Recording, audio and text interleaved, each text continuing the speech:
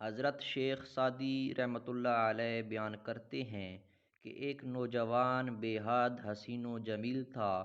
اس کے ساتھ ساتھ وہ نیک اطوار کا مالک تھا۔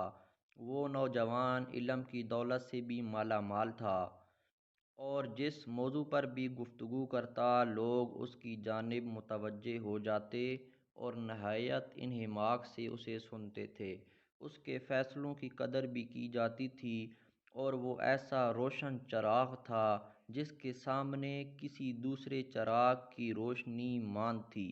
ان تمام خوبیوں کے باوجود اس میں ایک عیب یہ تھا کہ وہ الفاظ کو ان کے صحیح تلفظ کے ساتھ ادا کرنے کی قدرت نہیں رکھتا تھا۔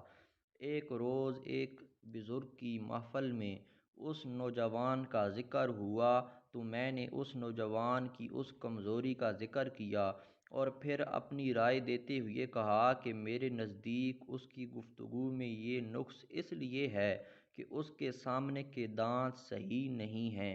میری بات سننے کے بعد وہ بزرگ ناراض ہوتے ہوئے بولے کہ مجھے حیرانگی ہوتی ہے کہ اتنی خوبیاں دیکھنے کے بعد بھی تم اس نوجوان کے ایک معمولی عیب پر نظر رکھے ہوئے ہو۔ کیا یہ افسوس کا مقام نہیں کہ طاؤس کو دیکھنے والے کی نظر اس کے بدذیب پیروں پر ہی مرکوز ہے؟ بہتر تو یہ ہے کہ انسان ہنر اور خوبیاں دوسروں کی ذات میں تلاش کرے اور عیب اپنی ذات کے دیکھے۔ یاد رکھو کہ دنیا میں اچھائیاں بھی ہیں اور برائیاں بھی۔ جس طرح گلزار میں پھول بھی ہوتے ہیں اور خار بھی۔